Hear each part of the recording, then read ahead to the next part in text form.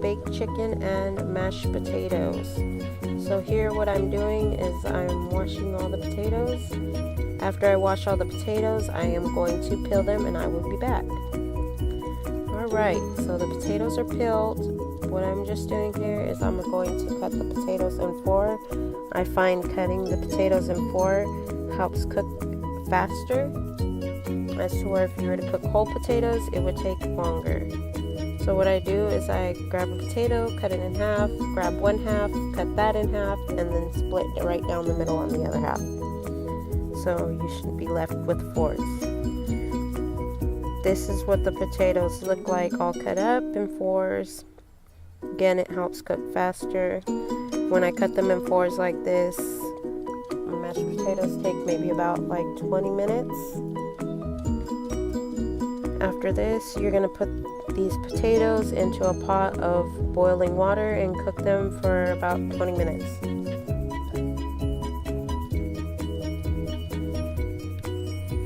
So this is what the potatoes look like when they're done. They look like they're just about done. You should be able to tell by just putting them to the side of the pot and gently pressing on them. They should split in half. You don't want to cook them too much, because if you do, then your potatoes, when you go to strain them, they'll literally go right through the strainer. So 25 minutes the most. Here I am straining the potatoes. After you strain the potatoes, you're just going to put them back into the pot and you're going to mash them. That's how they should look.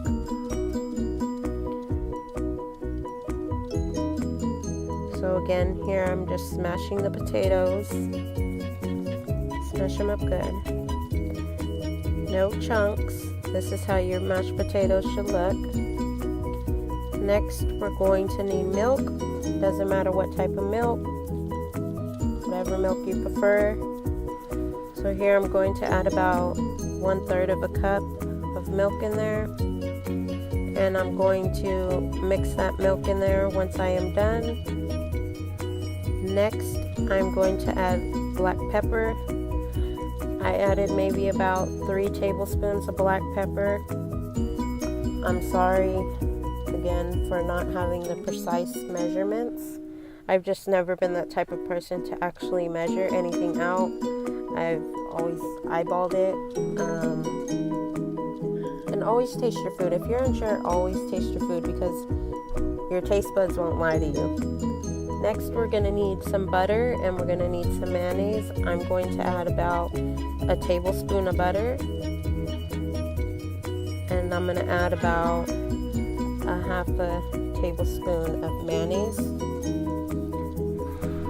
And once you're done with that, you're just going to mix it in. You can add as much butter or pepper as you want. I just prefer that, or I'd recommend that if you feel like your potatoes need more creaminess to them, to add more butter, because if you add too much milk, they'll become extremely runny, and especially if you're eating them with gravy, you do not want that, because once you add gravy to it, girl, your potatoes are going to be water. So this is what the butter and the mayonnaise look like. And you're just going to mix that in really good. Please mix your potatoes, because I don't care how much you love mayonnaise, how much you love butter. Girl, that's not going to taste good when you got a whole mouthful of it in your mouth. So please mix that. Mix it really good. Really, really good. And you should be able to tell when you mix it good too, because the potatoes will end up really fluffy. Now that I'm done mixing it all up, this is what the potatoes should look like. Nice and fluffy. Alright, so I'm just going to wash the chicken. Always, you should always wash your meat, always. But I just washed them. I noticed washing the chicken on the top, I find little bones, and sometimes in the middle there's loose bones. So that's another reason why you should always wash your chicken. But you just make sure you clean it really good, because you don't want any bones or gunk in there. It's not going to be good.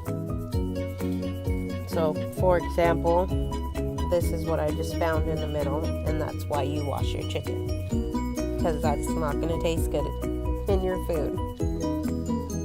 So once you're done with the chicken, you're going to pat your chicken dry with paper towels so that the butter would be able to stick to it. And what this butter does is it keeps your chicken moist as it's cooking. If you don't want to use butter in your chicken to keep it moist, another thing that I do is I cut a lemon in half and I stick the whole lemon inside the chicken, and the lemon juice keeps the chicken moist as well. So I'm just putting all the butter on it so that our chicken would be tenderized. And I'm also adding meat tenderizer to the chicken. I'm able to cook the chicken, or any type of meat for that matter, without this and get my meat tenderized. But if you're a beginner or you're just learning, because getting your meat tenderized to the perfect is kind of hard, and it comes with years of experience.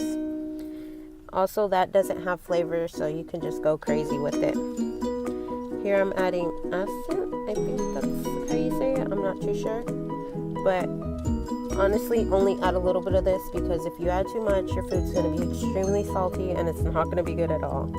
Next, we're adding ground cumin, and I'm just adding it to the top and to the bottom, and also add it to the middle, in the inside of the chicken, I should say, because once you take off, if you don't like me and you don't like the skin, you take off, it's not going to really have any flavor. Next, I'm adding Mrs. Dash table seasoning. So I'm just adding this to the top, the bottom, and the middle too as well, to get that flavor, to make sure that the inside of the chicken is going to have flavor as well, not just the outside of the chicken. Next, we're going to add some parsley flakes and sprinkle that all over the chicken, top, bottom, inside as well. You can go as crazy with it as you want, add as much or little seasoning as you want. The only seasonings that I don't recommend you go crazy with is the acid and the Mrs. Dash, because if you add too much, it can become salty. Next is this back of the yard spice that I have. I don't remember where I got it from. I'll try to look for it and link it down below, as well as all the other ingredients that I used. So you're just going to add this to it. Another ingredients that I wouldn't add too much that we haven't put in yet is the cayenne pepper, just based on how spicy you like your chicken. But other than that, all the other ones, add as much or little as you'd want, depending on how much flavor you want on your chicken. Again, I apologize for not having the perfect measurements. I've just, again, never been the person to measure anything out. I've just eyeballed it. Here's some cayenne pepper I'm adding next. Tonta me almost poured it without the lid on.